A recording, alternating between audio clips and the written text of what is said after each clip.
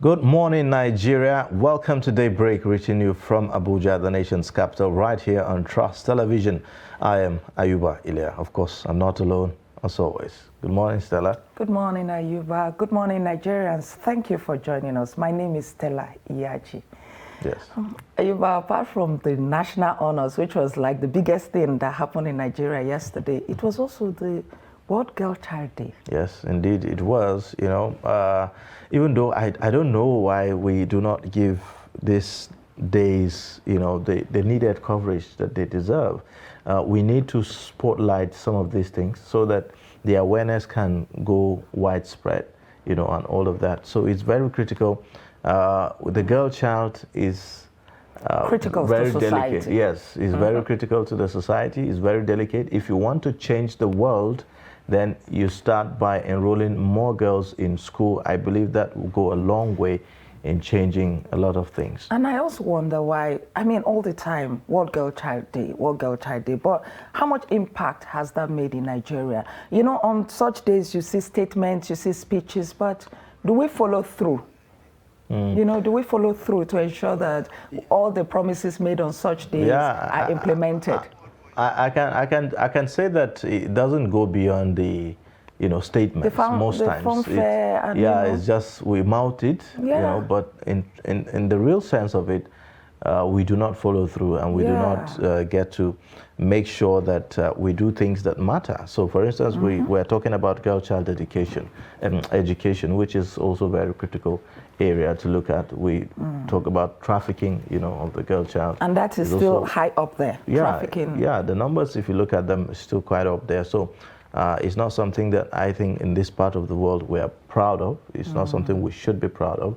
It's something that we should look into it. All the relevant government agencies, civil society groups, and individuals even to do the best that they can to make sure that we change. And we must always understand that you educate a woman, you educate a whole community. We must always understand that. Indeed, because the girl child or the woman has a major responsibility in nurturing, the generations to come. So that's critical.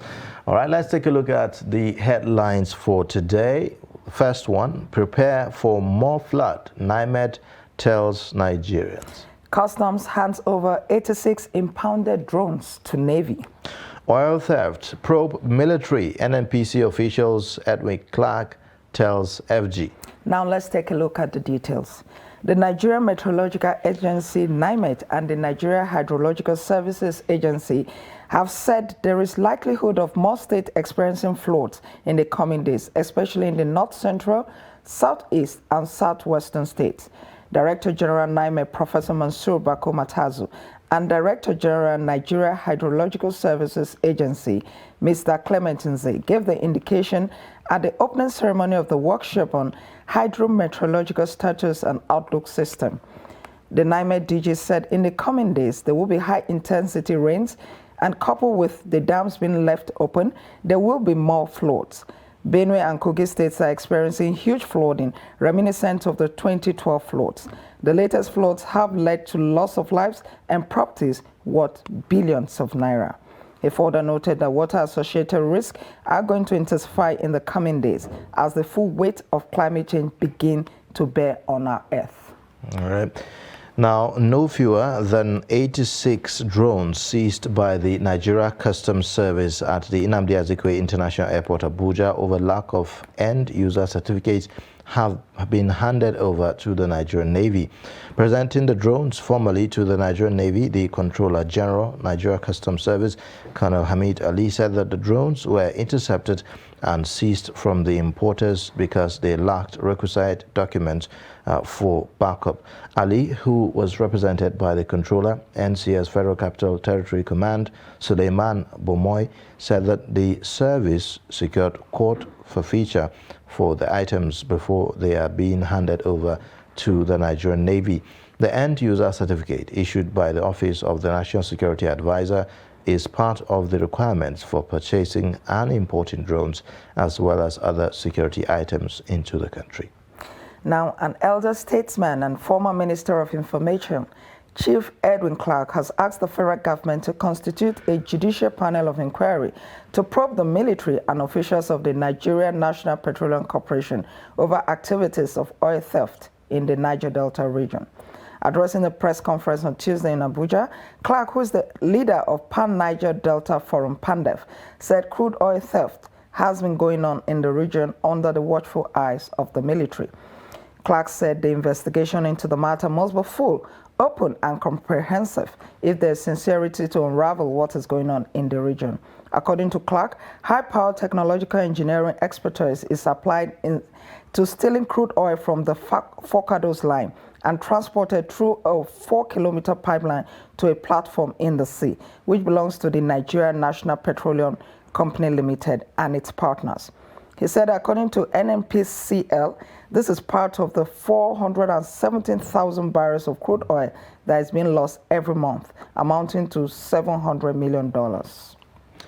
The flood crisis in some parts of the world, including Nigeria this season, has come with tales of horror as recounted by victims in Makurdi, the Benue State capital. Trust TV correspondent visited some of the affected areas for an update. This is one of the areas where the water has taken over households and school premises, submerging the entire community. Popularly called Angwanjukul, the victims were notified of flooding this year, but could not relocate due to some personal reasons. Water they come, we don't even know, we don't inside they sleep. Now the water enter inside. As we wake up in the morning, we just took leg for water. Before we pack everything, my water don't pack and pack some go. Food, our clothes, water pack and go. Now we run, go meet our sisters. And do a very big drainage around this place, around this Angwanjukun. At least when the flood is coming, at least the flood will be controllable. But now the thing is just coming anyhow. There is no big drainage that when the water is coming, the water will leak into. While the water is receding, incidences of snakes roaming the area have been reported, a situation that is causing apprehension amongst people living in the community. What is more worrisome is that the water that flooded the area, which is also contaminated, is what people are using for their daily needs. The day first the snake enter my toilet, my local toilet, that women are using. Thank God, as my brother go, he went the toilet with torchlight, and they saw the snake and killed the snake. So I don't talk of others. The soak away, enter water, all the water plot, and then we don't get any water. We don't get pump here. The water we dey drink and bath, wash clothes, everything are from that water. Water to take will also is contaminated. So we need tap water if possible. And also a clinic that we can rush quickly. The government should at least help us with a clinic within the community. According to the victims, they are not planning to relocate to higher lands. They are waiting for the water to recede so that they can gather the pieces of their lives and move on. You know, an African man, when you say do this, he felt you were trying to cheat him. So when somebody builds and spends his money here and you say you should vacate, will you have another building for him? You don't have anything to do. So in order to leave this place, say, well, if you have money, give me, I will leave and build another one. But you don't have what to support. And you're telling me to leave this place, where will I go? So he has no option than to stay there. The flood has displaced over 100,000 persons in Benue State in 11 local government areas, with over 12,000 households destroyed and a number of deaths recorded, according to statistics retrieved from the State Emergency Management Agency. Now from Benue State to its neighboring state, Kogi, Ganaja village located in Lokoja, Kogi State is a town overrun by the floods. Many businesses have been submerged, forcing residents to think outside the box and maintain business unusual. Shamon Dabeng reports from Ganaja village. For many seeking to reach their destinations within Ganaja village in Kogi State, the use of the commercial boats are the only means of getting across the expanse of water. What used to be a town is now a deep-running river that can't be crossed by even the strongest of swimmers. They say that to every problem there is a solution. Many of the indigents have seized the opportunity and have started a boat service moving locals of Ganaja village from one area to another. For the larger boats with the engines, the charge is 100 naira per head and they maneuver through some of the deeper waters, while the canoes, which are pushed by oars, charge 50 naira per head and they move through some of the shallower waters. I'm going to Ganaja village, but that's not my destination. I'm still going far. I have to take a canoe to cross so that I can get the next vehicle going to where I'm going to. Okay, I've been applying it for like a week now, a week plus. I use it every day. Going to work or coming back from work every day. I'm charged 100 naira. To and fro is 200. Even before this water is here, we have been operating from Ganaja to Shintaku for like 10 to 15 or so with a speedboat. Though, due to what happened to this place, that is why we decided to bring the boats here so that we'll be assisting people to that end there. So sometimes we get like 8 to 10,000, depending on how you do the work. Even me, my house is inside water, so we are like just like, you know, the flood has packed the whole place. We have no option than to come here and look for what we chop. This is the alternative to doing nothing. Residents of Ganaja village have been inspired to think fast and use their survival instincts to eke out a living. Besides the boat service, several other businesses have popped up along the road leading into Ganaja village. To my left, you have POS services. To my right, someone selling food and drinks. And we also have keke that have been running across the streets. And not only that, even fishes sourced right out of the flood. I'm living in Ganaja village, so my shade is there. But due to the flood, I now moved to this place. Honestly, I can't say I'm happy being here, but at least managing is better than sitting. But honestly, the business now is somehow moving, but this flood is seriously disturbing us now. We got this fish through fishermen. In the midst of what can only be described as a tragedy, necessity has become the mother of innovation. With many unable to carry out their regular businesses in their regular locations, the indigents have now resorted to alternative means and alternative locations in order to fetch their daily bread. Chamun Dabeng, Trust TV News, Kogi State. Now, still staying with the flood disaster, thousands of victims in Adamawa have described the blockage of River Benue as one of the major factors leading to the flooding across the affected areas. To this end, they are calling for the dredging of the river to reduce the annual loss of lives, farm produce and property. Salis Lawan has more on this. At least 500 people have been rendered homeless as a result of the heavy downpour that lasted for about 5 hours last week Thursday in Nasarawa Demsa, part of Demsa local government area. Victims of the flood who lost all their farm produce and other properties worth millions of naira call on government and non-governmental organizations to assist them with relief materials to cushion the effect of the flood.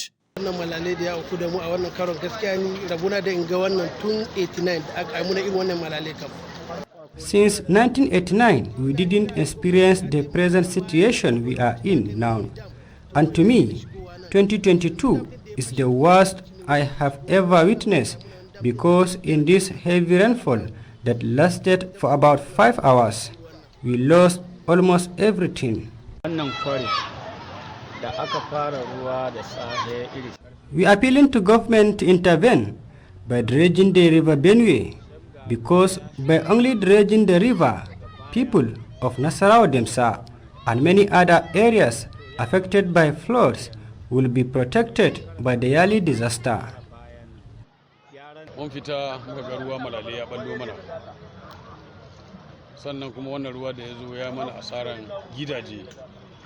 We lost almost everything. Our farms' produce have drained. Our houses have submerged. We are helpless. During a visit to commiserate with the victims over the unfortunate incident, the Parliament ruler of Demsa, Glaston Alhamdu Teneke, urged the governments and individuals to assist the victims to start a new life. This flood has been a yearly disaster. If it is a natural disaster, My people in one way or the other will contribute. We must to start taking environmental precautions very serious because it will help in reducing the disaster. Many victims of the Nasarawa Demsa flood, like many others affected as the result of the 2022 flood disaster, are now taking refuge in neighboring communities or with relatives and friends, while others are in temporary settlements. From Yola, Salis Lawan, Trust TV News. Thank you, Salis Lawan, for that report. Away from disaster now to Katsina State. Peace is gradually returning to some communities which had been devastated by terrorist attacks in the past, with hundreds of people who had earlier fled or had been displaced making their way back to their ancestral homes. Some of these communities in Kurfi and Safana local governments are enjoying the breath of fresh air, going about their daily routine without fear of any terrorist attacks.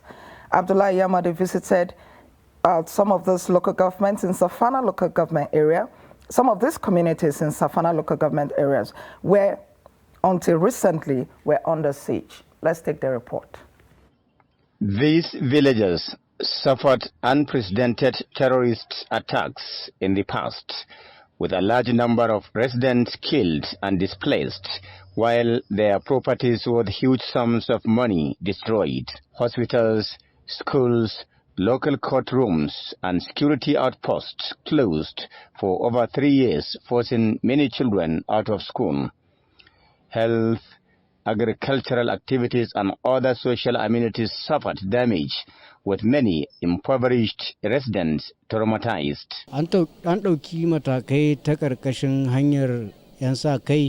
Wurma village has never witnessed any calamity like that bandits' invasion. They abducted over 50 people, including women and children. We had to seek for contributions from our relatives elsewhere to pay ransom. However, some few months ago, peace returned to these communities. Residents are trying to forget and put behind them all their bitter experiences. Halfway on Birchi Zakar Road is Wuruma village of Kurifi local government with a population of over 10,000 people. On Friday afternoon, people from Wuruma and neighboring communities converged here for prayers as well as other economic and social activities. Now, this village is very peaceful, with many who fled to Katsina, Kano and other safer places coming back. We thank God for his blessings. With the Friday prayers over, Trust Television met the village head of Wuruma at his residence, where special prayers were offered for peace and tranquility to continue to reign.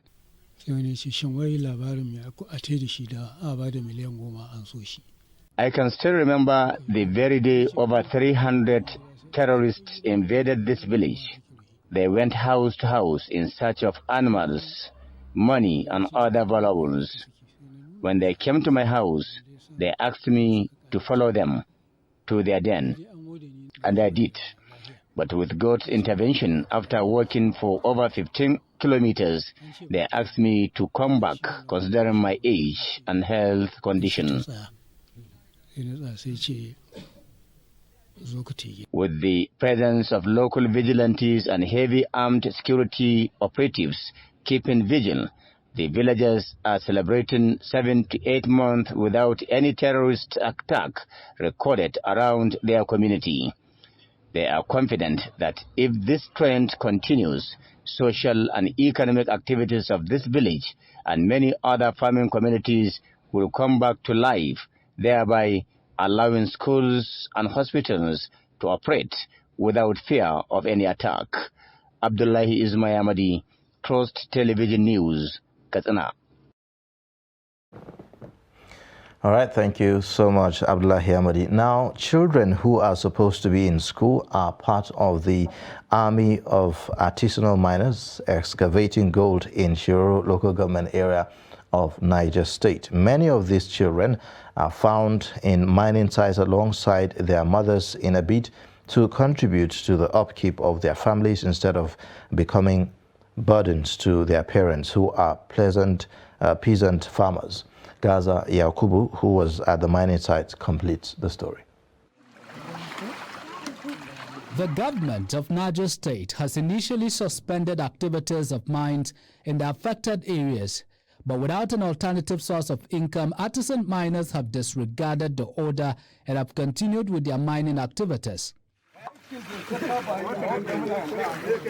Konapi is a local community in Shiroro local government area affected by banditry.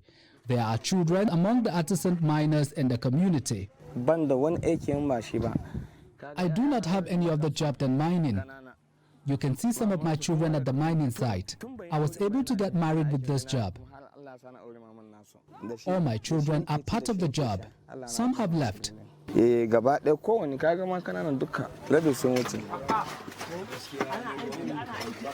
controller, Federal Ministry of Labor and Employment, Inwa Yakubu, says a template has been submitted to the state government which will address the problem of child labor.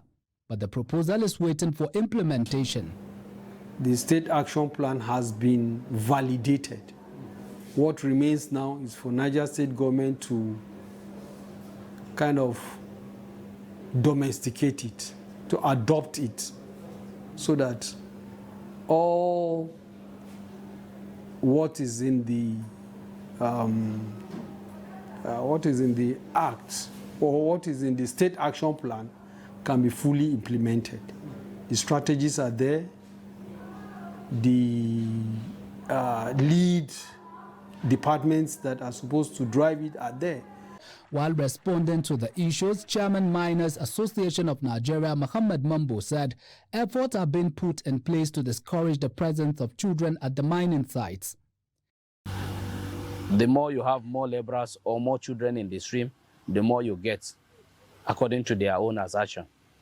So you can interview some parents where they will tell you, no, their children will not go to school.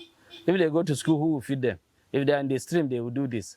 These are the areas we concentrated on, and with the help of this ASEL project, things have taken shape within those communities, and we hope to do more. And the lectures still continue. Some parents are, however, worried that the search for gold is changing the way of life of their children as they no longer go to the farm but the mining site. Gaza Yakubu, Trust TV News, Mina. Thank you, Gaza, for that report. With that, we'll go for a short break. When we return, we'll look at what the newspapers are saying for today. Please stay.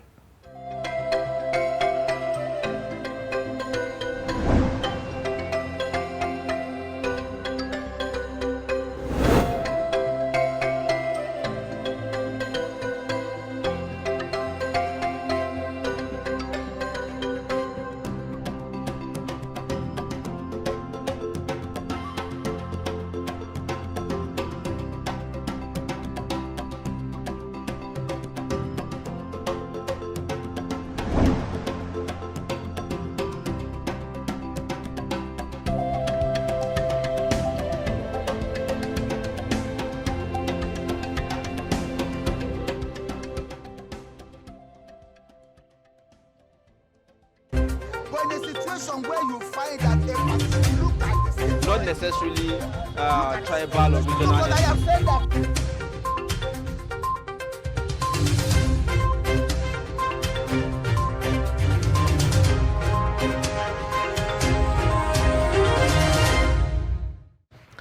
All right, thank you for staying. You're watching the Daybreak Show right here on Trust Television, reaching you from the nation's capital. Time for us to take a look at the dailies on Daybreak. Our newspaper reviewer for today is Ben Sheman, Director of News, Voice of Nigeria, here with us in the studio. Thank you again for joining us on Daybreak. Thank you for having me. All right. Now let's begin with the Daily Trust newspaper. Of course, the lead story, as expected, national honors, not for decoration, Buhari tells recipients. It has the writers that says how awardees were selected, recognition, a call to duty, says Lawan. And then you have above the lead story, 14 days after Tinubu, Obi, Kwankwaso yet to commence campaigns, that's on page 72, ASU to decide on strike tomorrow. That's on page 4. IMF says more than a third of world economies to contract in 2023. Now, beside the pictorial there, you have other stories saying cholera kills 233 in 31 states as 173 die of Lassa fever on page 5. We followed due process in acquiring Obajana cement plant. That's according to Dangote on page 6. 2023, CDD pledges to remain neutral, independent. The footnote, flood, 500 dead, 1.4 million affected in 31 states and the Federal Capital Territory, according to the federal government. And the writer says 146,734 hectares of farmlands, 89,348 houses damaged, more states to be affected. That's according to NIMET and NIHSA.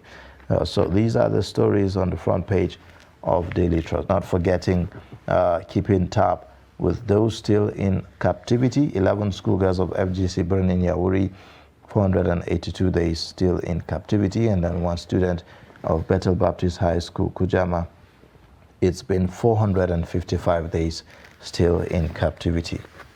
All right, let's take a look at the Nation newspaper. It has a lead story that says, I will leave a secured country, Buhari assures Nigerians. And this, the first rider, our president confers national honors on 443 Nigerians, 7 foreigners. And beneath that, there's a pictorial of some of the awardees. Also, IMF cuts Nigeria's economic growth to 3.2%. We also have a story here, strike, how House of Representatives brokered truce between the federal government and ASU.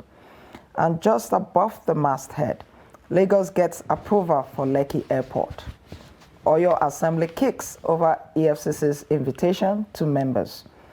Also, why I'm yet to release manifesto by Obi.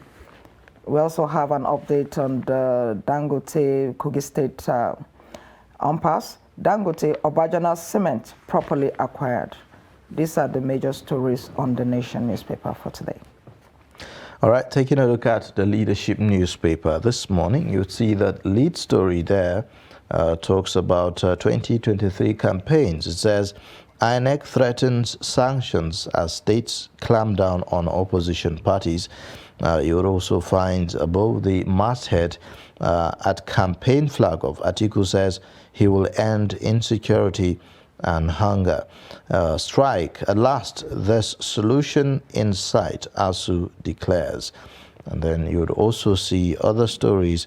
Flooding, IMF seeks social assistance for farmers to curb food insecurity. You have Wike Bags Award for Infrastructure Delivery. Lawan, Okonjo-Iweala, Amina, 444 others get national honors. Okay, I think that this is from yesterday. Let's take a look at more papers. Okay, let's take a look at the Punch newspaper now. Presidential fleet funding rises to 81 billion under Buhari. And we have the first rider saying, President fails to uphold pledge to reduce aircraft. Budgets for ASU Villa refreshments jump to 2 billion naira. Nigeria overborrowing to fund non-essential items. This is coming from Dons. Also, we have nation building requires sacrifice, Buhari tells 450 honorees. Lagos developer defrauds 200 house seekers. Victims blame police. Still on the Punch, Osinachi's husband abused her. Singer's ex-employees tell court. Flood killed 500, injured 1,546, says federal government. Also, ASU awaits Buhari on no work, no pay, holds NEC meeting. We also have federal government approves Lekki Ekpe Airport, projects 5 million passengers. Also, Obi unveils campaign team today, Ohaneze Lords Afenifere. We also have federal government eyes $100 billion for SDGs, pledges business reforms. These are the major stories on The Punch. All right. So let's take a look at this day newspaper. This morning, the lead story says, Buhari citizens who contribute to national development deserve to be appreciated.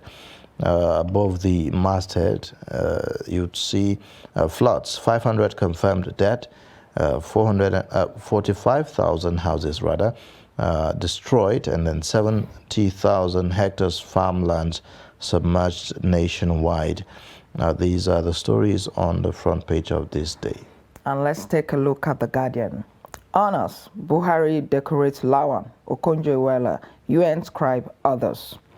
We also have Stop Blame Games, campaign with Buhari's records, PDP tells ruling party. Lagos receives approval for Lekki Airport, commits to capacity building. Still on The Guardian newspaper, IMF downgrades Nigeria's growth prospects amid pessimism, tension. Obi a national movement, Ohaneze declares. Then we also have how military corrupt NNPC officials, others steal Nigeria's oil wealth. This is coming from Edwin Clark. These are the major stories on The Guardian for today. All right. So let's get perspectives to some of these stories. Ben Shemang is here with us. Thank you again for joining. Now, one story that is quite striking is the issue of the flood, the impact of the flood. We are saying that the figures are out now.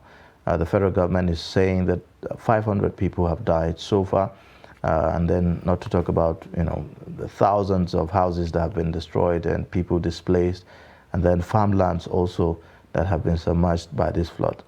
Apparently, we are in for a whole lot of impact in the coming days and months, isn't it?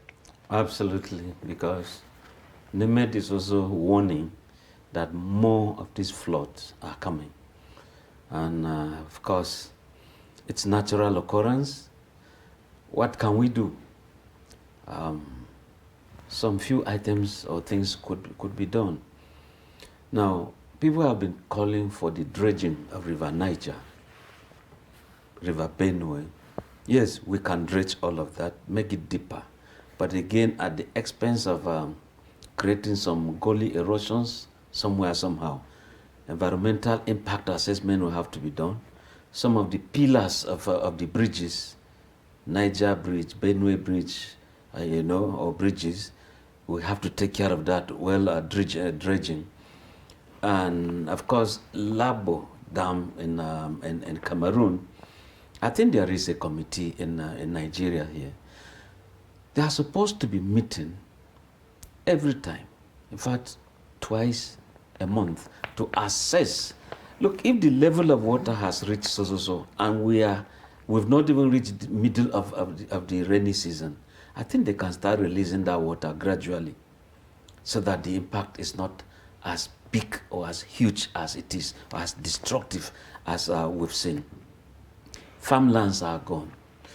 Now, that also tells you in terms of gross domestic product, feeding ourselves, to be able to do some other things. If we don't feed ourselves, we can't be able to do many other things. Now, if farmlands are gone, of course, hunger is coming in. So how do we salvage a situation like that? I think, too, that people should start dry season farming, so that you don't do the usual rainy season farming when rain will come and do sweeping. Olam farms in Nasarawa State, go to KB, they all are crying. I mean, rain has submerged this, and they are getting rotten, the plants themselves, the crops, There was even a time before the rain could come, somewhere in Jigawa, Kano State too. There was no rain. Those who indeed did some dry season farming, they didn't take care of the irrigation properly. And at the point, the rice were just drying and going, withering. At the point, they had to do a giveaway sale to herders, so that they would just use it to feed cows. And they were buying it at a very ridiculous kind of prices that these people spend so much to farm, and they are not getting some things for it. And that's why when you look at IMF saying, look, We just have to cut down our vision in terms of your growth. You know, Mr. Sherman, when I was looking at the videos of the floods, and I was thinking about that, and then the IMF's projection. Yes, it says in Daily Trust that third of world economies to contract in 2023, but particularly in Nigeria, it says that it initially projected a growth of 3.4%, but now it has reduced it to 3%. But when you look at the magnitude of the devastation, are you even sure we're going to get that 3% growth? Well, as Nigerians, we're always a hopeful people. We believe in tomorrow with hope. And if truly we begin to take some things into consideration, like we are saying, why don't we change this usual rainy season farming? Why don't we at the point begin to also harvest this rain that is causing these floods that are causing havoc here and there? We should harvest, channel them into some of these dams so that we use them for dry season farming. And if we engage everybody, making the fertilizer also available, I'm sure what we are doing economically, internally, economically, you see that we have some elements of growth instead of import, because we are assessed more by what we create internally, what we can do to feed ourselves, rather than what we import as a kind of dependency nation. So talking about dams, in the aftermath of the 2012 flood in Lokoja, we understand that as part of recommendations to avert future occurrences, some buffer dams, the construction of buffer dams, was recommended. But I don't think that has happened. And here we are again.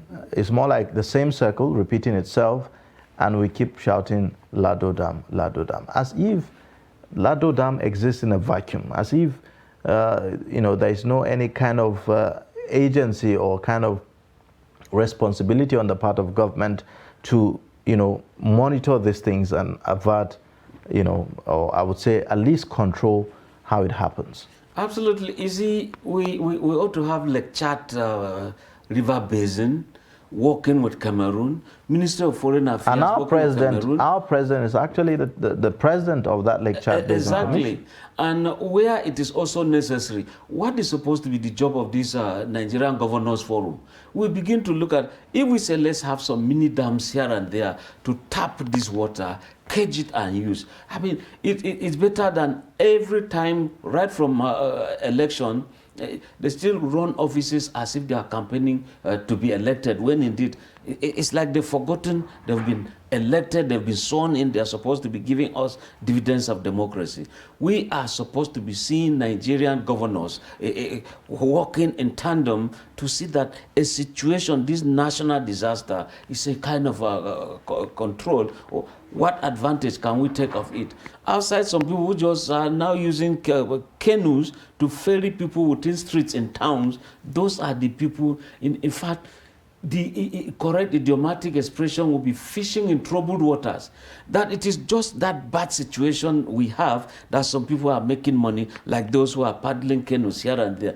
This is oddity. It is a time that is so bad for Nigeria. Right. And we think that the governors should actually work in tandem with the federal government to ensure that mini dams are all over the place. And when we are busy doing some campaigns, you now look at this Murtala Bridge around Kotonkarfi, Jamata area. Honestly, tankers, trailers, all loaded. You could see cows being trapped there. They are now carrying the carcasses and throwing them away. Again, another environmental exactly, problem which leads me to what I was going to say next. We have seen that there's a story here that says cholera kills 233 in 31 states, as 173 die of Lassa fever. With this, flooding, that we are experiencing now, what's your projection as to the rise in numbers? Well, like I said, I just want to be optimistic that I hope it will not reach at that point. But like I was saying, you could see that some people having trailer loads of cows, you just carry the carcasses, you throw away. The people within the environment are protesting. Why are you leaving these dead animals for us to bear the brunt? So cholera will come in. And I hope that even this rain that is available there will just carry this thing away. But when you carry, where are you taking it to? It's going to be deposited again down where you also have some other settlements. It's not just a win-win situation for us. And this is where also the health, I mean, where will you talk about health facilities in Lokoja when everything has been overcome? Look at Benue. See Makodi, what is happening. See areas of Taraba. I mean, quite a lot of things will have to be done. If we have just been inundated, nature is challenging us. What do we do smartly to also show nature that we are human beings with some intellectual capabilities? Mr. Shema, it's a good thing you said, what do we do smartly? Because now this disaster has occurred. The next thing we're going to see is going to be distribution of relief materials that may not even do much for these people. Now, before this disaster, inflation was at 22%. With this disaster, we can only imagine what's going to happen. Have you seen any consolidated effort to look beyond this disaster? What is going to happen to the general economy of the country and how to prepare for it beyond the distribution of relief materials? When you talk of relief materials, if you give some people some clothes to wear, okay, they can wear that for a whole week. But when you say food, where are you also getting the food to share to people? And Stella, I just saw these video clips they share here and there. A landlady just felt she should just land on tenants. And she was busy carrying mattresses, carrying bags of gari and throwing them out of the float, asking for her money. That is man's inhumanity to fellow man at its lowest ebb. I mean, what's that thing called love? So back to the issue nationally, honestly, I think government should do more. If we're going to imbibe dry season, let us do it so well, so much, so quickly to intervene in a situation. And if you check of recent, there are some findings, research findings, where some maize can do within some shorter period rice, have highland rice, not necessarily going to some swampy areas and all that. If we can do that, there are some beans that can yield 2-3 times in a season. Why don't you do all of that as a quick fix situation? Outside that, if we are going to go importation, then the essence of trying to make sure that the Nigerian farmer benefits from what he gets, Sherman, one major concern right now is the fact that this flood is coming just a few months to the elections. Do you see people, the politicians and the leaders actually coming together to look for a proper solution to this with the elections just around the corner? Stella, you see, as we are talking, tell me the political campaign team, either of PDP, APC, or Labour Party, that is getting it right. And of course, we are seeing that when INEC says, look, start your campaign, this is the time has come. Who indeed has launched outside PDP just yesterday. You just see that they are busy not getting it right at the expense of some things that are supposed to be done to the electorate. What are these things?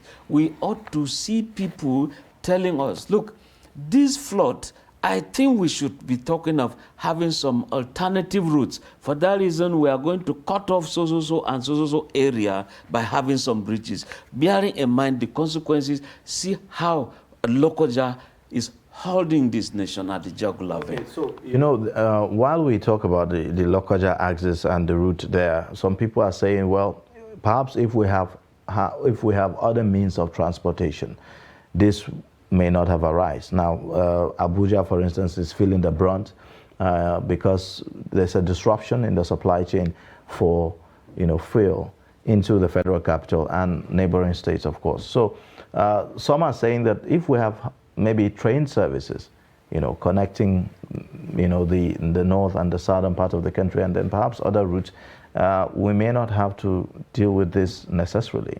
What's your take? I agree with you, provided to the areas where the rail lines are also passing are not being submerged. If they did, of course, you know the train is heavy. For it to pass there, you know there has to be a consequence. But we pray it's not so.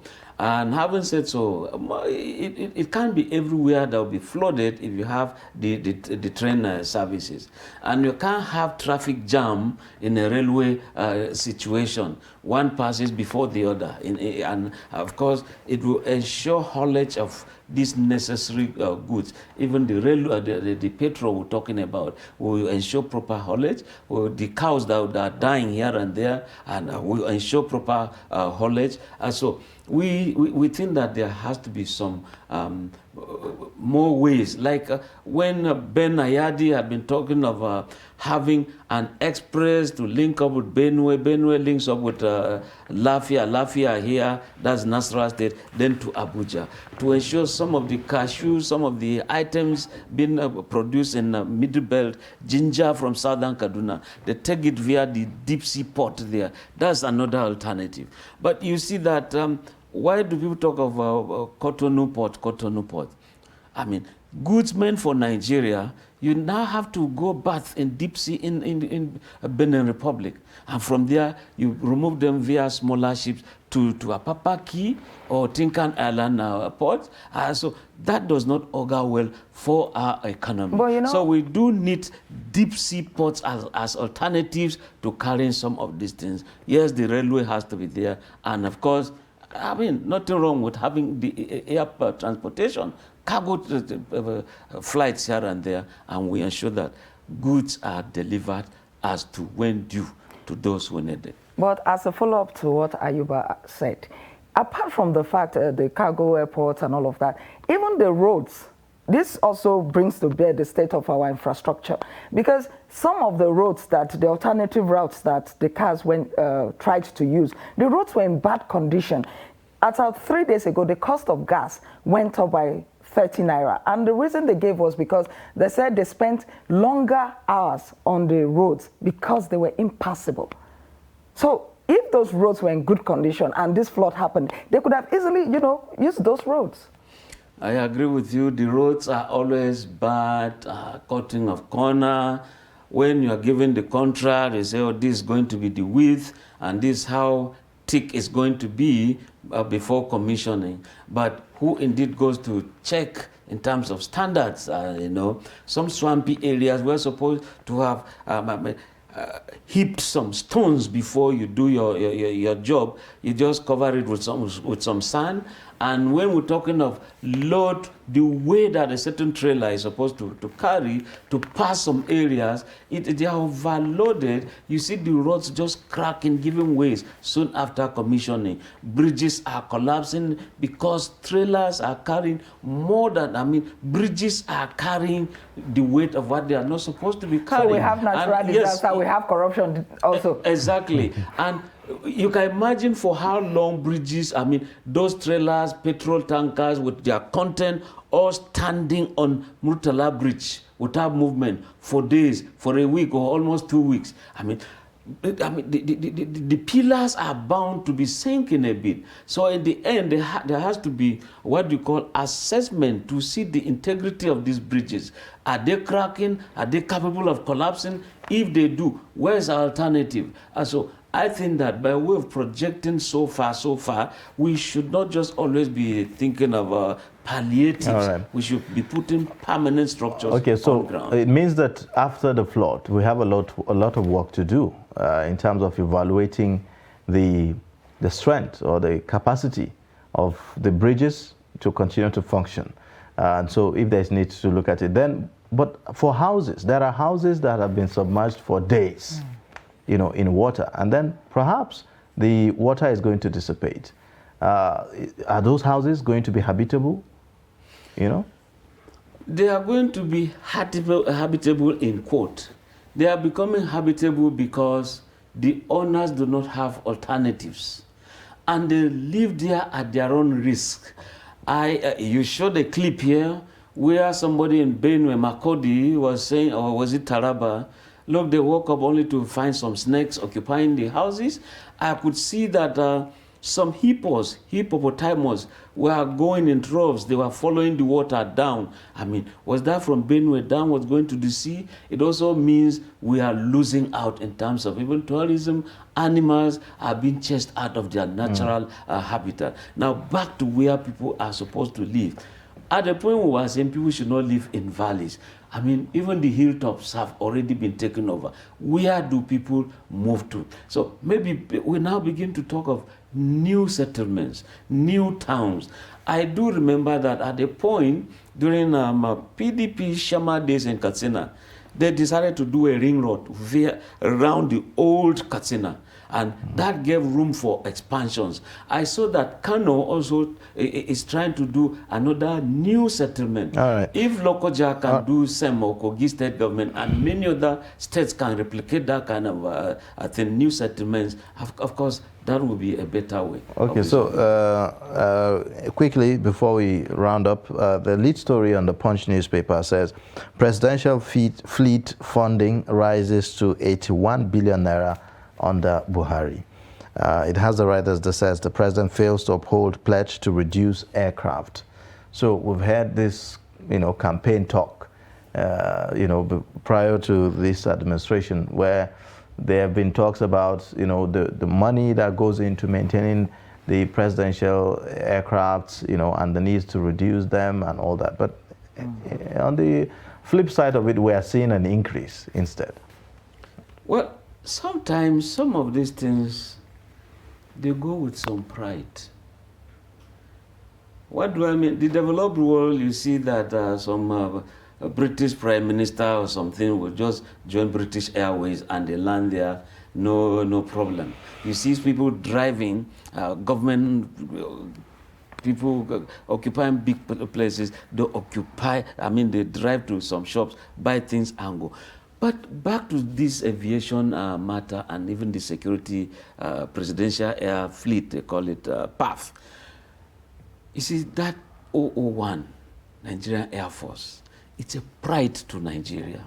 When you land it somewhere, you don't have Air Nigeria, where you have the green, white, green. It's a Air Nigeria. Sometimes when you land, people feel, oh, this is Nigeria. But if at the point of campaign, before 2015, the president was saying, look, vote me in, some of these things will be reduced, and he has not reduced it. But at the point, some were handed over to the Nigerian Air Force.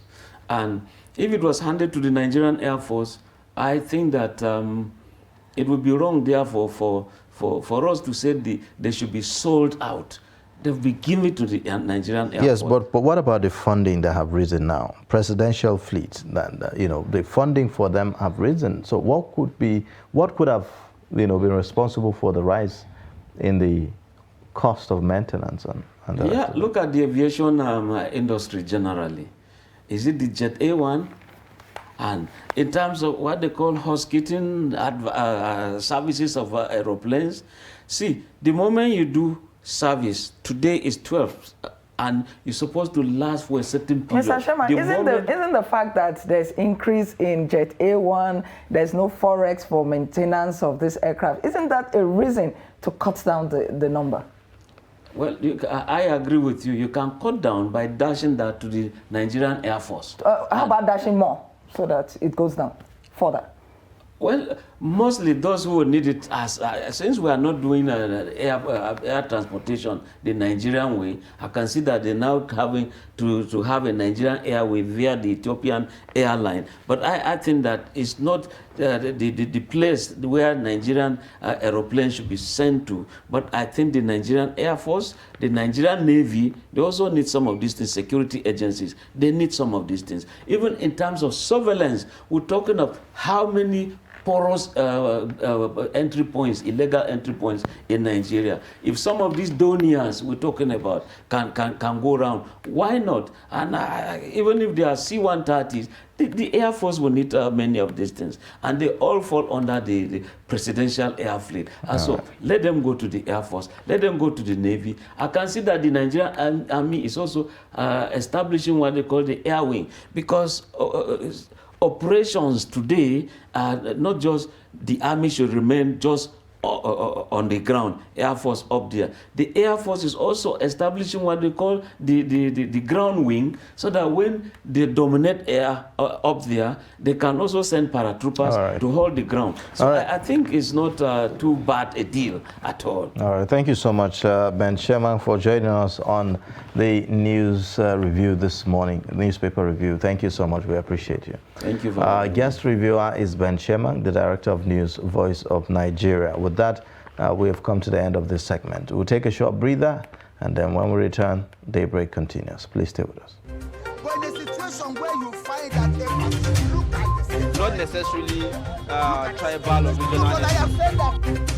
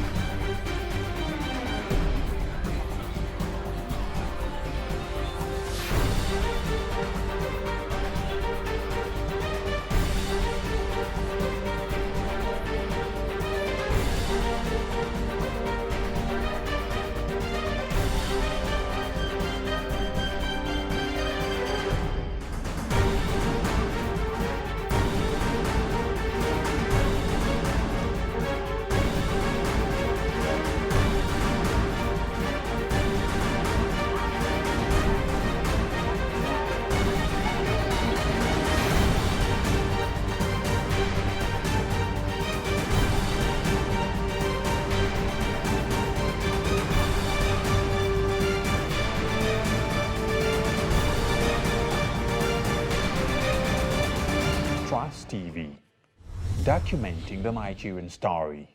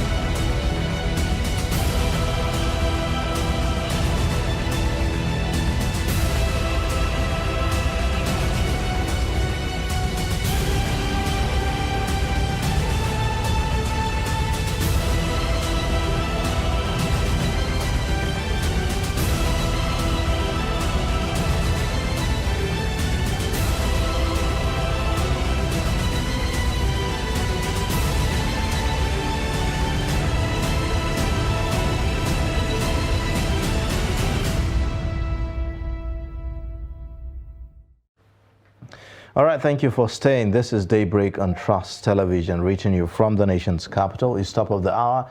We'll be taking a look at the headlines again. Prepare for more flood, NIMET tells Nigerians. Customs hands over 86 impounded drones to Navy. Oil theft, probe military, NNPC officials. Edwin Clark tells federal government. Now let's take a look at the details. The Nigerian Meteorological Agency, NIMET, and the Nigeria Hydrological Services Agency have said there is likelihood of more states experiencing floods in the coming days, especially in the north central, southeast, and southwestern states. Director General NIMET Professor Mansour Bako Matazu and Director General Nigeria Hydrological Services Agency, Mr. Clement Nze, gave the indication at the opening ceremony of the workshop on hydrometeorological status and outlook system. The NIMET DG said in the coming days there will be high-intensity rains, and coupled with the dams being let open, there will be more floods. Benue and Kogi State are experiencing huge flooding, reminiscent of the 2012 floods. The latest floods have led to loss of lives and property worth billions of naira. He further noted that water-associated risks are going to intensify in the coming years as the full weight of climate change begin to bear on our earth. Now, no fewer than 86 drones seized by the Nigeria Customs Service at the Nnamdi Azikiwe International Airport, Abuja, over lack of end-user certificates have been handed over to the Nigerian Navy. Presenting the drones formally to the Nigerian Navy, the Controller General, NCS Colonel Hamid Ali, retired, said that the drones were intercepted and seized from the importers because they lacked requisite documents for backup.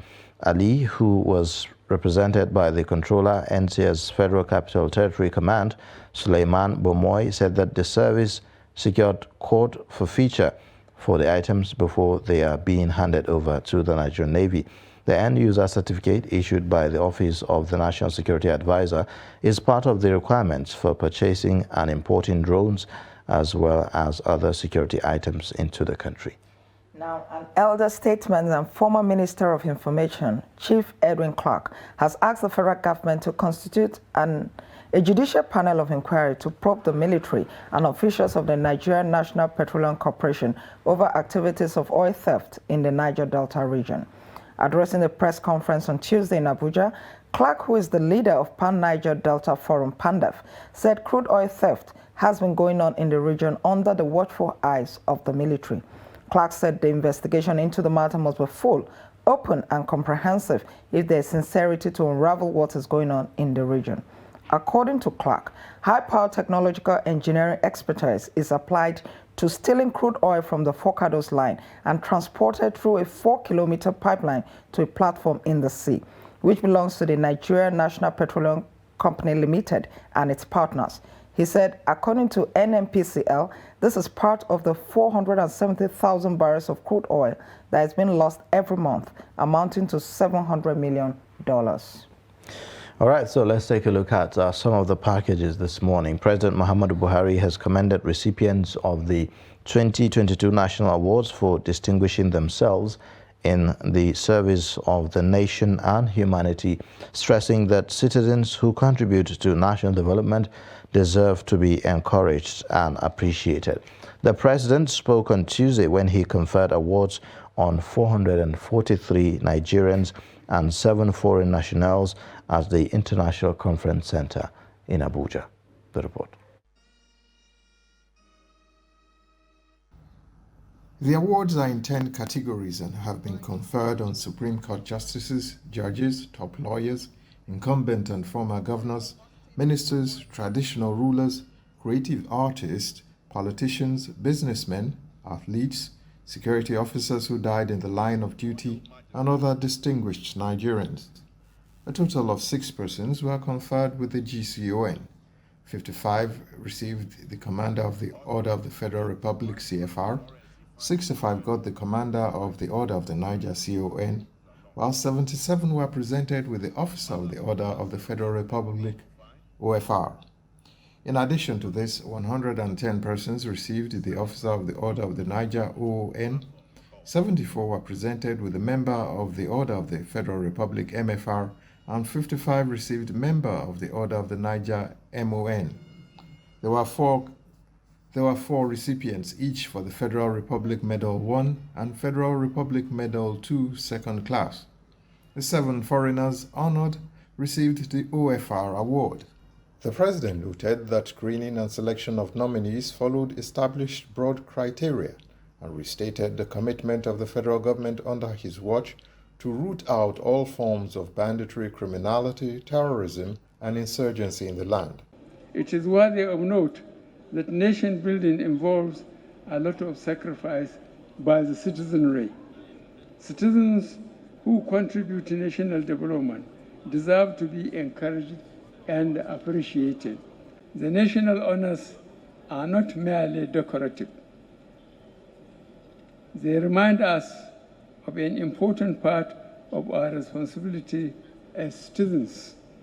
Speaking on behalf of the awardees, the Senate President thanked the President for the honor, pledging that the award was an encouragement to do more work and a call to duty to serve Nigeria with renewed strength, loyalty, and honesty. Call to service for all of us, awardees. This is a call to duty and an invitation to realize that citizens' efforts will not be in vain. We are therefore inspired, motivated, and admonished to keep up our input as stakeholders in the building of a virile nation. At the end of the day, the President has special words of commendation for the National Awards Committee, headed by the highly revered Justice Sidi Baghe Muhammad I, a retired Justice of the Supreme Court, and the Emir of Lafia for diligently sieving through over 5,000 submissions and coming up with the recommendations. From the International Conference Center, Abuja, Kehinde Amodu, Trust TV News. Thank you, Kehinde Amodu, for that report. Now from the Federal Capital Territory to the Northeast region. Adamawa State has hosted the 2022 National Polo Championships in Yola, 3 years after the COVID-19 brought to a halt public gatherings. The championships attracted several players who participated in the tournament. Let's take the report. Polo game played on horseback between two teams of 4 players each uses mallets with long, flexible handles to drive a wooden ball down a grass field and between 2 goal posts. It is the oldest of equestrian sports. This year's polo events brought in several dignitaries. Among them are the Lamidon Adamawa, Dr. Aliyu Barkindo, Ganwari Ganye, and several prominent players and government officials. Abdurrahman Bashir of Haske and Williams at the 2022 polo tournament is happy with this year's playoffs as his team is among the winners. You've seen today, we've played better today. We keep growing as a team. We started playing from 0 to 2 goals, from -2 to -2 cups. We've been playing the 6 goal. Today we are playing the 12 goals. So we keep growing every day, but I see us playing maybe the biggest cups in Nigeria, the Lagos Open, Majek, Georgia, and in the future, maybe a year or 2 from now, when we have a better and stronger team and also better mounts. Other players also expressed excitement, hoping that it will be better in the coming years. Spectacular, because I didn't expect to win. I mean, I'm a first timer playing for the trophy, and first time I'm winning 3 games, including the final. It's so exciting. Various players won trophies, among which were Governor's Trophy, MC Tahir, Lamidu, Waziri, among other trophies. All right, we'll now take a short breather, and then when we return, we'll take a look at the first discussion on the program. Please stay with us.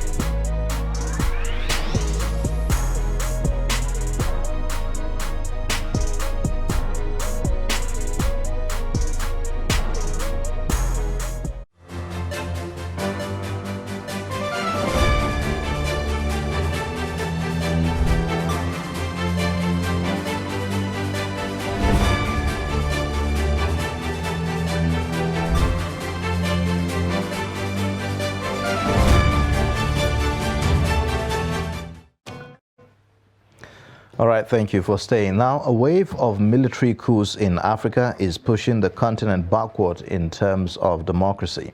6 military coups have occurred in Africa in less than 2 years, including 2 in Burkina Faso this year, 2 in Mali in 2020 and 2021, and another in Guinea last year. Chad and Sudan also had military takeovers. However, the preponderance of these incidents occurred in West Africa, where the majority of countries are French colonies.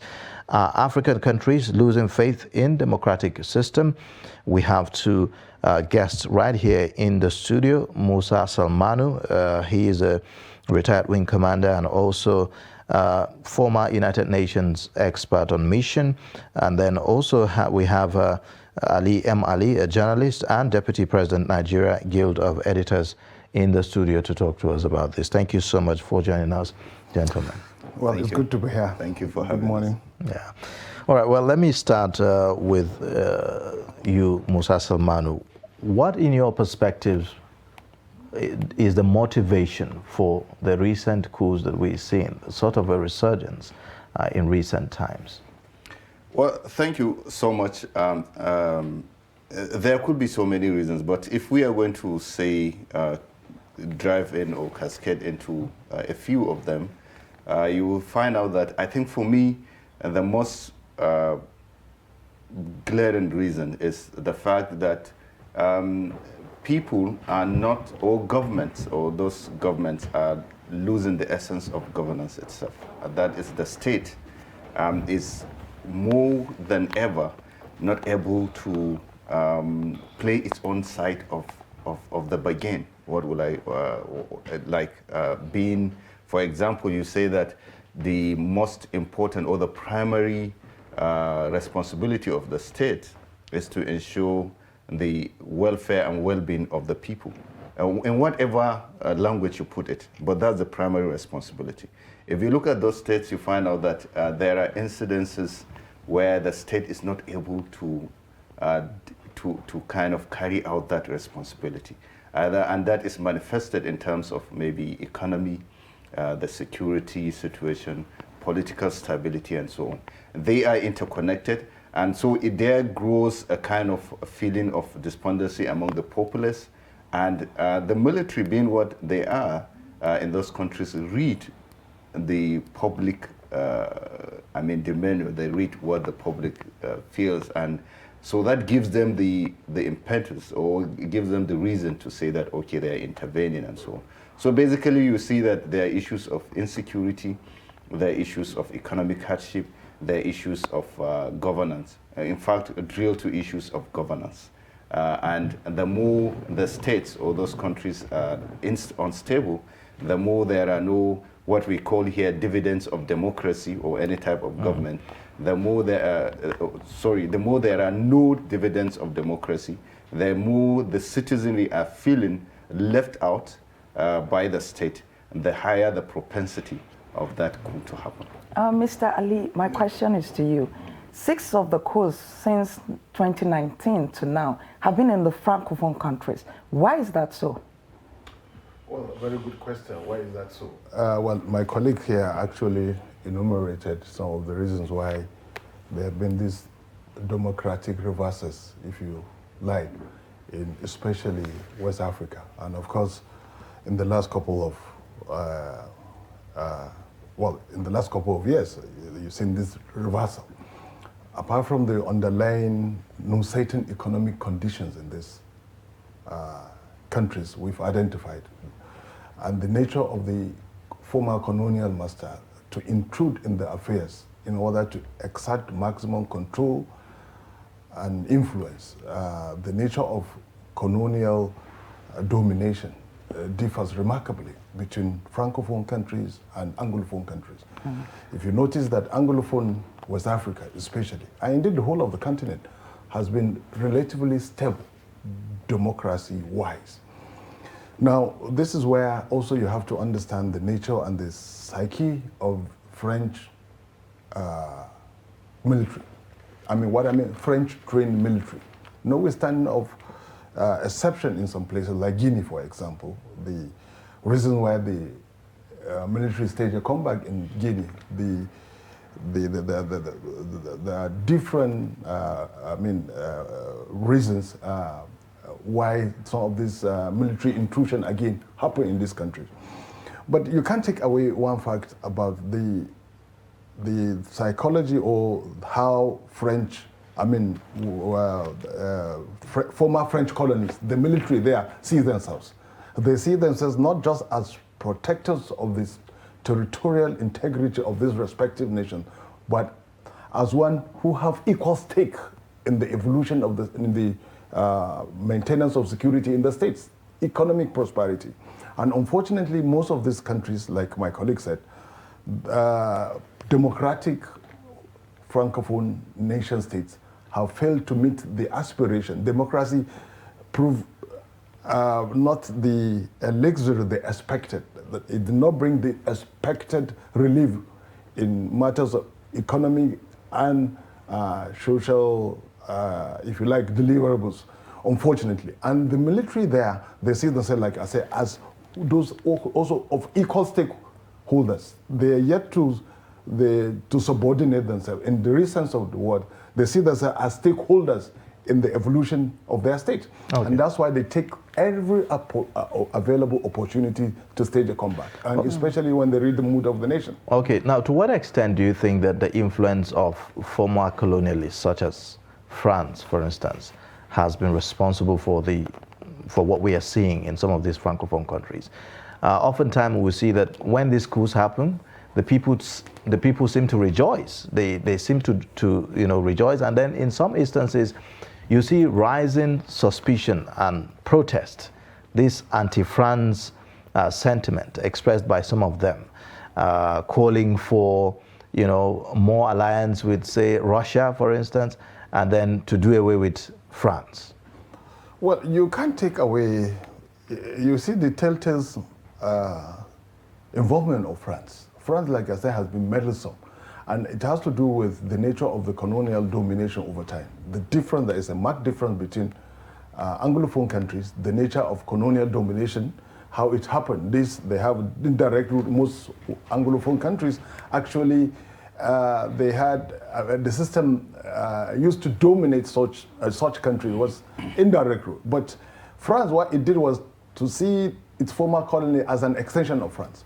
So deep down is the psyche of post-colonial Africa nation states, how the rulers see themselves as an extension, especially in Francophone West Africa, as an extension of France, because they've been conditioned over time to think French. Okay. That is one. So it doesn't seem like France as a former colony seemed to have moved away in its, or I would say changed the dynamics of a relationship with these Francophone countries, in the sense that it appears as though it continues to relate with these African countries, even though they are independent, continue to relate with them as though they are still colonies. Exactly. And you can see that in the monetary policies.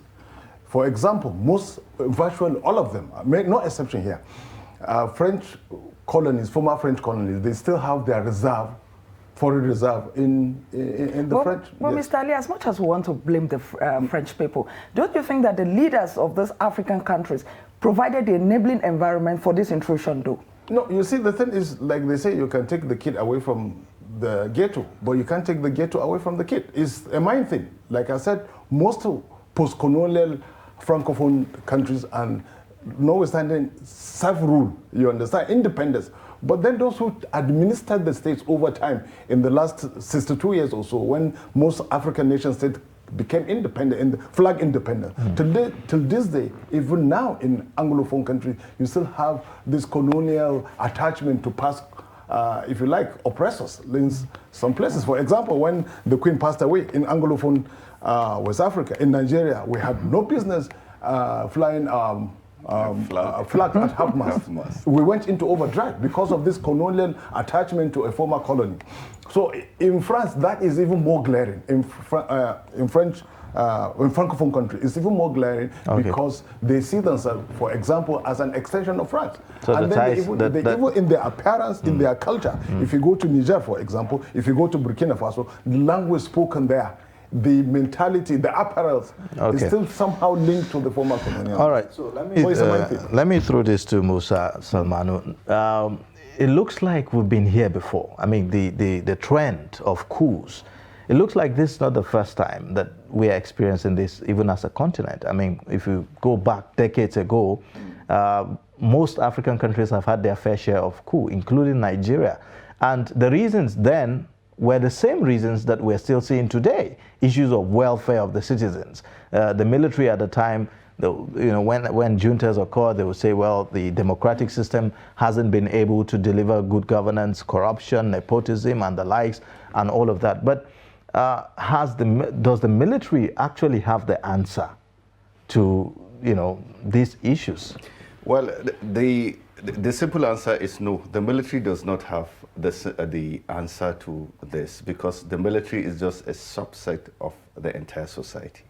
Now, you have to understand the psychology with which the military come into these coups. Not trying to defend why there are coups, but the military by nature is a service that tries to make you feel very patriotic, to the extent that you feel that you owe everything to this country. You could give your life, which is the most precious for every human being. So now that drilling of patriotism in the person makes, if not directed to the best where it could be utilized for national development, could be negative, in the sense that there is that feeling that things are not going on well. There is that feeling that people that are supposed to go get these things done are not doing them well. And there is that issue of feeling that the military can do it better and faster.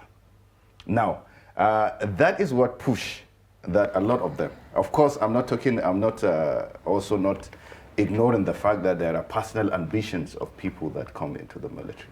But like he said, that so it's the orientation that the military has. But over the years, there has been deliberate efforts, especially in the Anglophone part of it, to tell the military that you have to subordinate that ambition, that zeal, that determination, that patriotism to democratic control. But would you say that the same motivation that drove the military decades ago to interject democratic dispensations is the same motivations that we are seeing now? There are experts who have said that the military have now become more and more political. It's now beginning to meddle more into political issues. So I'm saying this because if you look at the international dimension to this, there is this talk about Russia and France. I will always go back to that because there are accusing fingers right now between France and Russia,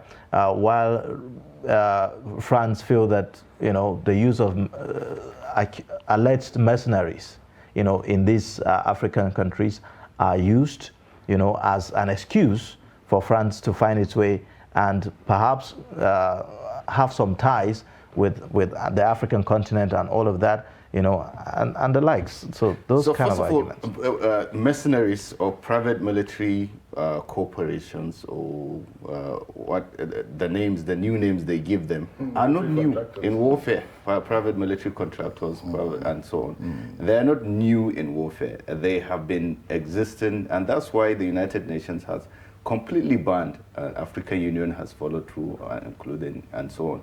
So they are not new in. But also there is a policy, or there is a new kind of lexicon that is coming in, is whereby the military in most countries, we have seen that in Iraq and in some other places, whereby you sublet some of the what you feel are not core responsibilities of the military to all those private military contractors. They're usually ex-military people. They come on board and they do some of those services again. But we are finding a situation whereby they do the fighting themselves. They are armed like state militaries. They do the fighting and they get involved. Now, in terms of the African countries where you're seeing, maybe is it the Russian group and so on, Russia is a latecomer to the game.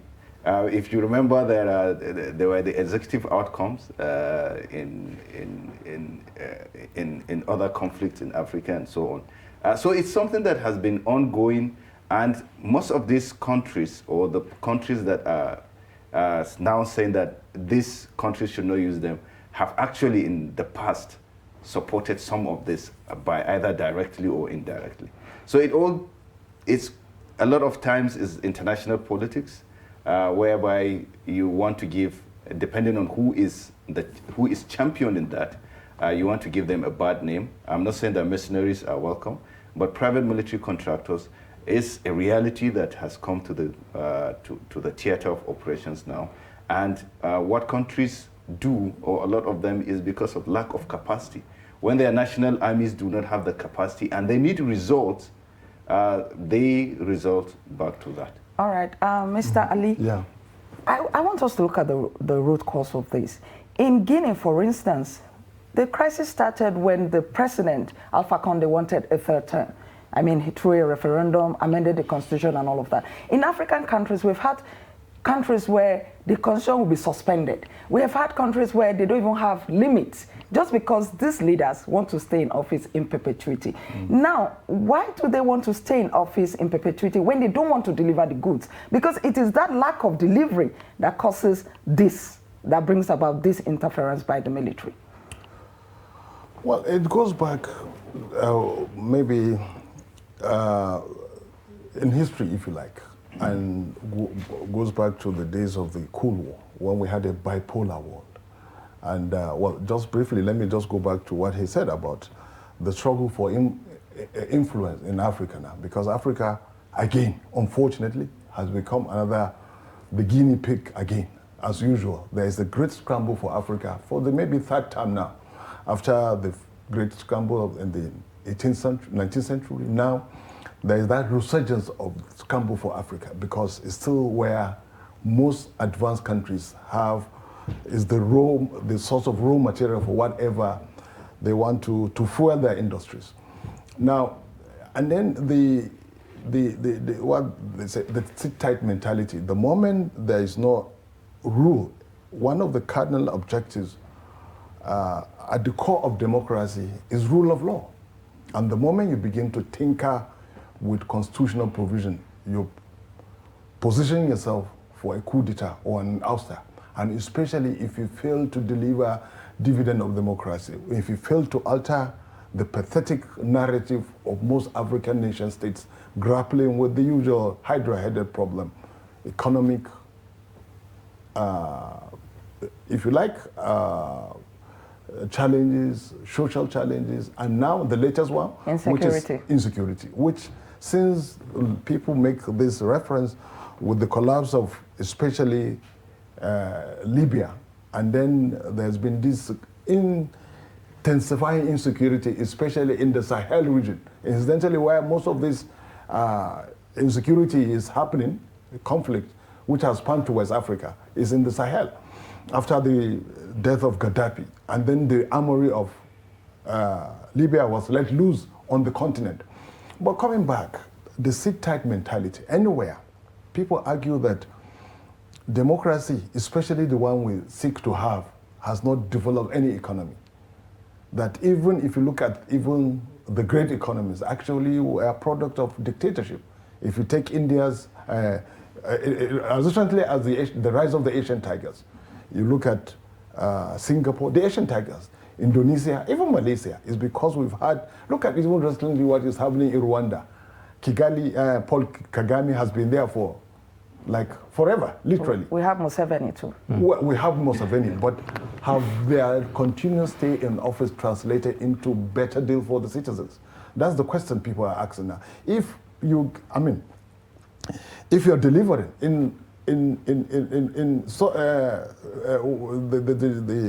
what the West like to demonize, Vladimir Putin. He has been there. He has done a lot of constitutional reforms to bring himself, after being out of power, returning back. If you go to even Israel, what you have dynasties. You have you can say almost with certainty who between, what do you call these gentlemen who have been there in and out of office. But in Africa, And that's because it's Africa. Okay. First, leaders fail to deliver the dividends of democracy, and then they want to extend their tenure. Okay. Yes. All right. So let's maybe narrow in now. If you look at Chad, for instance, Idris Deby, Idno, the father of the current president now, has been the president for 30 years. He also became president by taking over, by the use of military might and force, coup, as we know it. And now, immediately after he was killed in battle, his son declared, I mean, his son literally led another coup and, emerged. And then there was a promise to transit to a democratic system in 18 months.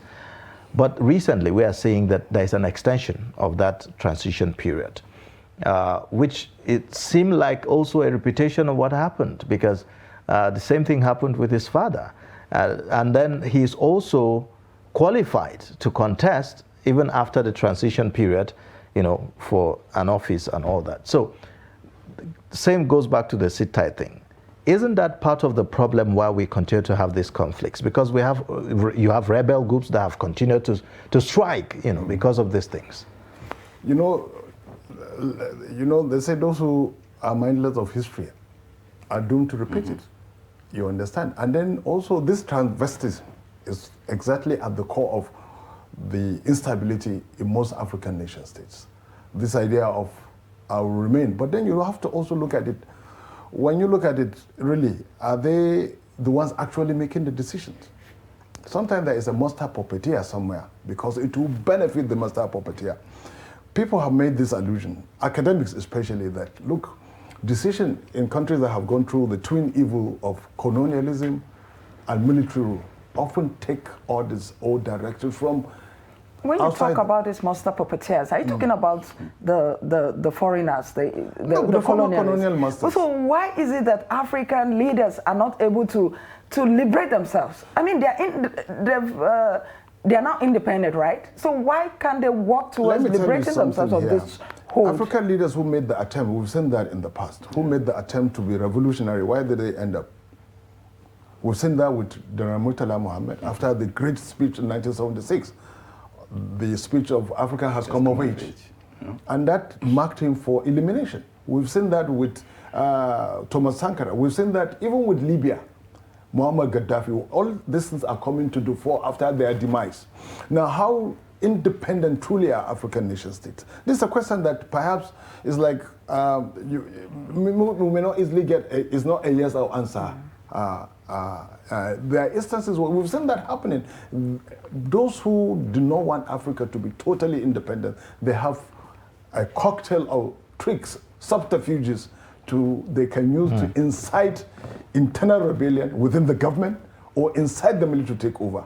And unfortunately, African leaders themselves, because of their failure to deliver on the dividends of democracy, also they prime themselves for this kind of all right, so I would like for us to look at Burkina Faso, for instance.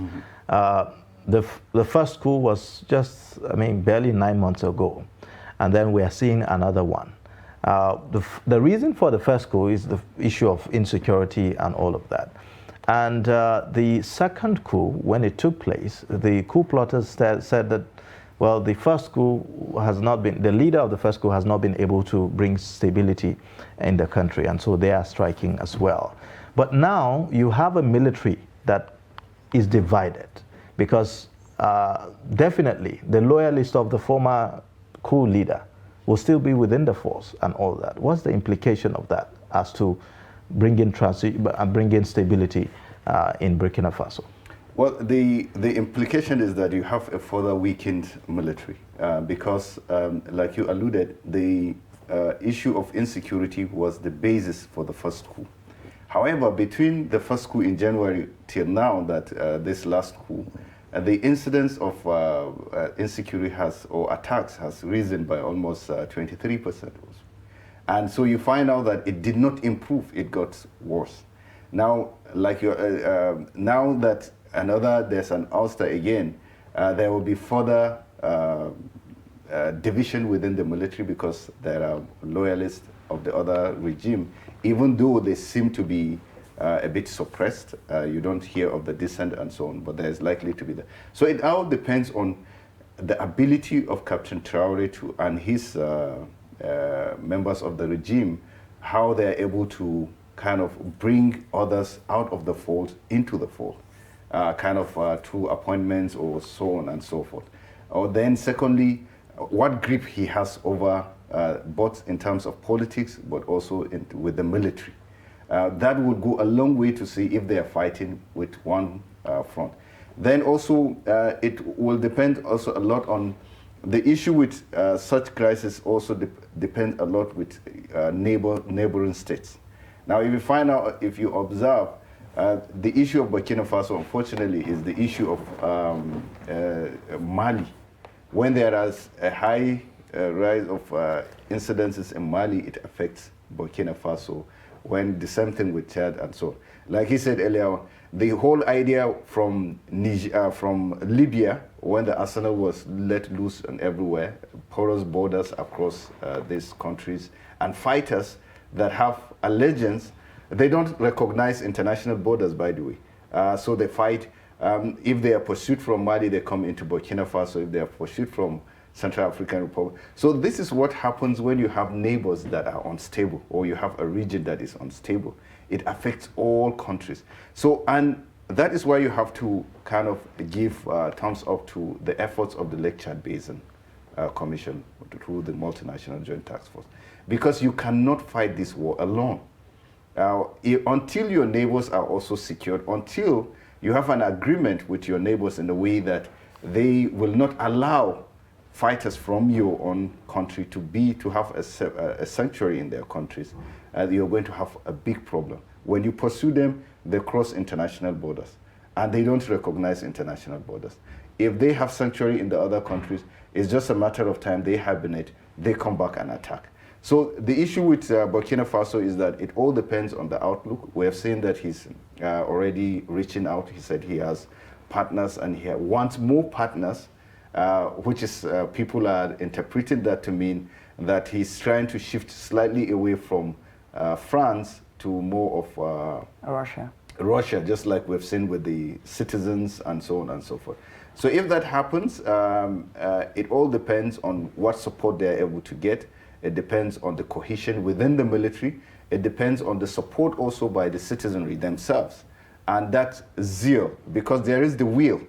I mean, when there is the will to fight, when there is the resources to fight are available, then the fight becomes easier. So does this then mean that we have come to accept the fact that democratic systems cannot bring stability in African countries? Because there seems to be some kind of, acceptance of the illegitimacy of coups. Well, you can, the African ECOWAS, for example, have made it clear, abundantly clear, that coups are not accepted. Talking about ECOWAS, we saw them give sanction Mali when Mali had its coup. Yes. But can they do more than just sanctioning? Well, first of all, you have to understand they are independent states. Sovereignty, and ECOWAS is a multilateral organization which a state can freely get in but can also exit. And so when you are faced with a bad situation, the first thing, because you're looking at the citizens of Mali, not the junta in Mali itself. When you want to adopt measures or put sanctions and so on, you have to also consider the effect that it's going to have on Malians, ordinary citizens of Mali. Now, when you have targeted sanctions, for example, towards the military leadership, you're trying to tell them that it's unacceptable. You have to prepare and hand over to a democratically elected government within a particular time and so on.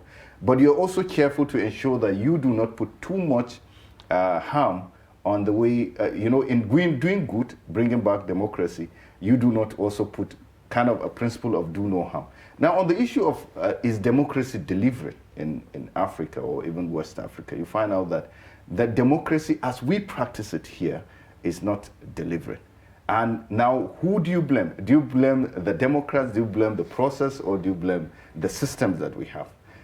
So that is something that you have to look at from one particular country to the other. For me personally, I always feel that it's our leadership recruitment process in a democracy, and that determines so much how that democracy pans out. Do we recruit us in a system in a way that the people feel they owe, or the leaders that are elected owe a duty to the people, or we do it in a way that there are some kind of strong groups that influence whoever becomes the president, and therefore their allegiance is not to the people, but to those cabals, if we accept that, or such groups. And until we are able to fashion out what is the best system to go about, we are able to fashion our leadership recruitment process and our democratic processes, then we will be having a system whereby democracy does not deliver as is anticipated. And if democracy does not deliver, then democracy is at peril, and is going to have these incursions of military from time to time. All right, so Ali Amali, do we have options here? What will it take to bring stability to the African continent and to end this, coups and on all of that? What would it take to have a strong democracy that can actually deliver and make sure? Or should we just consider perhaps other forms of governance? Maybe democracy is not for Africa. Well, I think democracy in more ways than one is a cultural thing. And it begins with the mind. Most African, African parents, for example, let me just narrow it down, bring it down home.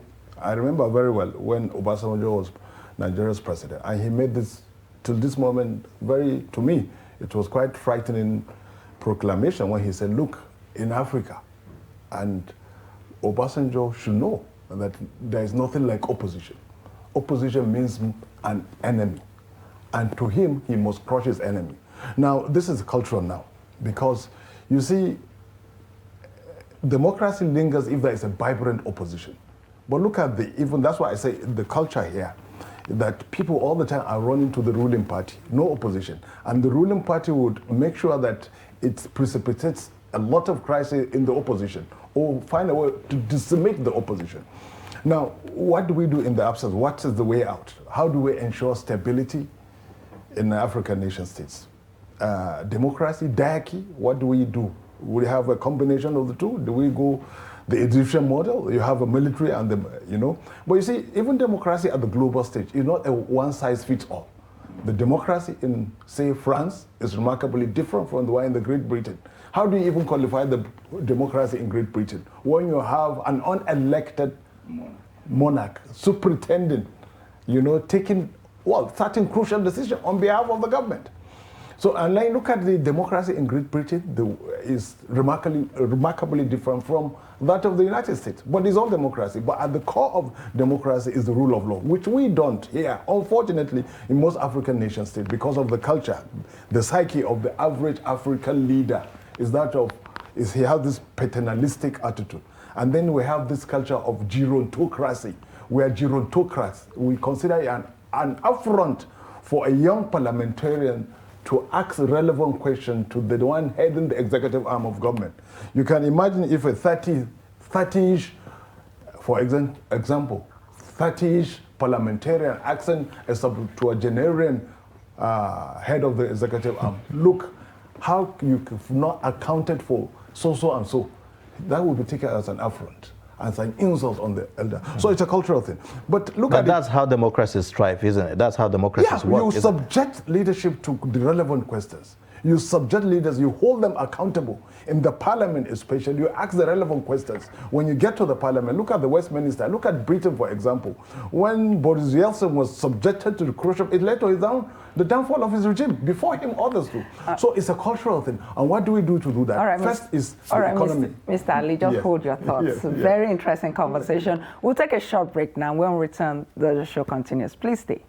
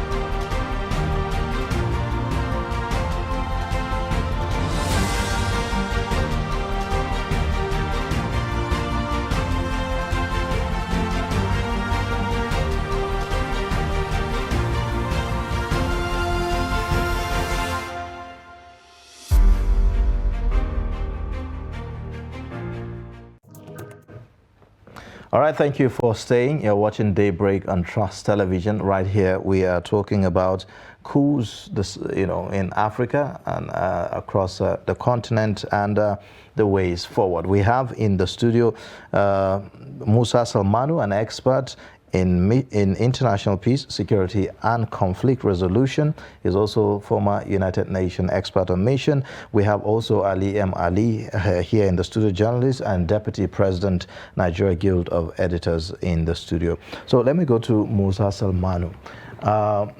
How can we move away from here? From the discussions that we have had, it has shown that there's some kind of external influence. Perhaps maybe African countries feel that they cannot deal with the challenges that is in their hands. Specifically, if you look at, say, for instance, the fight against insecurity on the continent, largely there have been increase in the activities of terrorism and all of that. And so some countries or some military forces feel that the best way to secure the country is to take over power and all of that. But again, in taking over power, it doesn't look like the military forces in Africa do not have the capacity or the capability to deal with the security issues, and so they are having to look up to foreign allies to be able to deal with the issues, of insecurity. How can we increase the capacity of our military forces to deal with these issues without necessarily relying heavily on foreign allies? So I think it's two, let's look at it in two ways. The first one is to recognize that security is not only about physical security, that security is about the welfare and the well-being of the people. And that governments that give more to the welfare and the well-being of the people are more likely to spend less in trying to either arm their militaries and so on and so forth. That when you have people that feel represented, when you have people that feel they are part of the system, they are part of a government, they don't feel left behind. They don't feel, I know you can't, it's almost, but when government makes those efforts, invest in the welfare and the well-being of the people, invest in infrastructure, invest in the, when you look at issue of employment, when you look at issue of out of school, when you look at issue of education, health care, and so on. Those things that we do not give much attention to, those are the bases that we have to start to listen to. When you have that, you have solved one problem, which is that is either the immediate or the root causes of those crises, because it's usually it starts with that. People feel neglected, so they protest. They feel protest, the states repress them, the states repress them. So more force is needed to keep them, and therefore more and more it reaches a time that you can't even subdue them and they burst out. And when there is a stabilizer, a destabilizer, all he needs to do is to identify all that and give them more ammunition, more resources, and then boom, the military cannot handle that. That's on one side. Take care of that. Governments must focus on the security of the people, the welfare and the well-being of the people. On the second side is to also professionalize our security services, our security, not only the military. The problem that we have is that we allow issues, initially they are law and order issues. If you look at the entire problems that we have in Nigeria, they started as law and order issues. People doing something, then instead of us treating them maybe in a law and order perspective, we use force.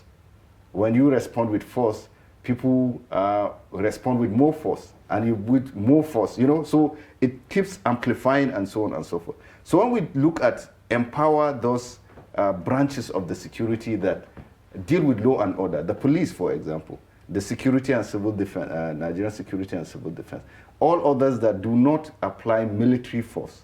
And they should also understand that policing is not about force. Therefore, so if we adopt that approach of not militarizing policing itself, then we find out that we can solve a lot of these problems without escalating them. Now, when it reaches the military also, so that means in terms of training, in terms of equipping, in terms of adequate number. Number is very important, when you come to law and order or when you come to issues of security. Then also sensitizing the public to understand that security is a collective responsibility. Even though I always say that even though it's collective, we all have degree of responsibility. There are people that are saddled with the highest degree of responsibility. That are those that are given the resources and are paid to do that. Then the community must also come on board. All right. Ali was talking about, he painted a picture of different sorts of democracies. Is it time Africa started looking at their own concept of democracy? Because it appears as if they did cut and paste. Maybe Africa is time to look inwards and look at the kind of democracy that suits the continent. Do you think so? You know, long before colonial intrusion, African nation states, in fact, the empires, for example, there are empires that have had the same sophistication as you have in rulership, as you've had perhaps in even Western world. Long before colonial intrusion, the Ashanti Empire, for example, spanned the whole of West Africa. And then if you come nearer home, if you go back, say a place like Kano, for example, before even the Usman Danfodio jihad in 19th century, Kano had a defined political system, a system of taxation. With that, then you look at, but then you see, that is, some people will argue with that it was feudalism. And, but even if you look at it, before the Russian Revolution, we had oligarch, the Tsar was very powerful. And it, perhaps you may disagree with the system because rulers then appropriated so much power to the point that they abused them. But it was a system that was working. But in a modern nation state, what do we do to have an equilibrium? That is a respect to human rights, the right to individual aspiration, to the realization, and a state that works for everyone. Like he was listening, for example, issues of, for example, numerical adequacy. If you want to police a state without necessarily using force. Until recently, until the 7/7 bombing in July 7 bombing in the 2000 in Britain, the average police officer in Britain was not allowed to carry arms because the moment you are seen armed, it presupposes violence. That's the connotation. So now, what do we do in Africa? First, and I think maybe not in this generation, but it's something we have to plan. If you plan, then perhaps they say who he fails to plan, plans to fail. You have to plan, create new generation, and generation that will think first, yes, people right to dissent, to disagree. Disagreeing disagreeably does not mean enmity. You know, it begins with the psyche. If you condition the psyche that, look, there could be other ways. For example now, people always say, look, there are certain things that are non-negotiable. People say otherwise. And then you look at the nature, how the African nation states are brought together, regardless of their history, evolutionary history, because nations like people, they evolve over time. And then they have despairing culture. Over time, for example, till this moment, in the United States, most US citizens see themselves as immigrants. Take away the native Indians. In Nigeria today, you must have some roots somewhere. People are being challenged, notwithstanding that the Constitution says if you are born in the country, you are a citizen. But people will go back because of what he said, depending on the neighborhood. In Africa, most of these nation borders are colonial creation. You understand? The man in, for example, states in the fringes, local government in the fringes, the people in Bakassi, they have more, some people say they have more things in common with the people in Cameroon than they have with the man in Zaria. The man in Daura may have more affinity with the man in Damagaram than the man in Eket in Akwa Ibom. The one I'm saying in terms of cultural affinity. But the nature of colonial penetration has seen the man in Daura and the man in Damagaran, because of the different nature of colonial penetration, the man in Damagaran sees himself as a French man. You understand? Yeah. And this one as an Englishman because of the nature of. So unless we identify our cultural peculiarities and develop a system that will work for these cultural peculiarities, that will work for everyone, perhaps we'll be going around like a Russian roulette. All right. Yes. All right. Thank you so much. It's a good place for us to end the discussion. It's been quite an interesting one. For those who are just joining, well, you have missed quite a lot, but not to worry. You can always catch up across all our social media platforms, and we're always on YouTube streaming live, so subscribe to our YouTube channel. And that's a wrap on the show for today. My name is Ayuba Ilya. Our guests have been quite helpful with the discussions. Thank you so much. Musa Salmanu, Thank you so much. Wing Commander, retired, and also an expert in international peace, as well as Ali M. Ali, journalist and also Vice President, Nigerian Guild of Editors. Thank you so much for joining. Thank you for having me. And that's it. Thank you for joining us this morning. My name is Stella Yaji. Join us same time, same station tomorrow. For now, do have a very pleasant day. Bye.